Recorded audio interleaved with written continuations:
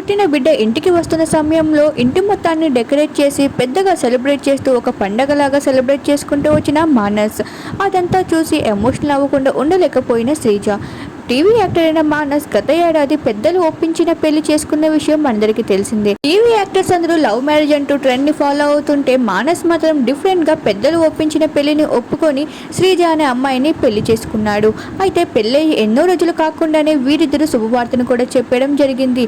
వీరిద్దరు త్వరలోనే తల్లిదండ్రులు కాబోతున్నారన్న విషయాన్ని కూడా శ్రీజ యొక్క సీమంతపు ఫంక్షన్ ఫొటోస్తో అందరికీ తెలియజేశారు.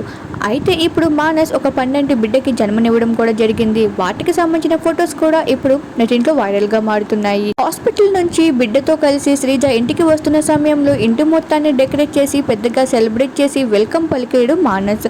అదంతా చూసిన శ్రీజ అయితే ఎమోషనల్ అవ్వలేకపోయింది. మానస్ ఒక గొప్ప భర్త అనే విషయం నాకు ఆల్రెడీ తెలిసింది, కానీ అంతకన్నా గొప్ప తండ్రి అవుతాడని చెప్పడంలో ఏమాత్రం డౌట్ లేదు అంటూ ఎమోషనల్ అయింది శ్రీజ.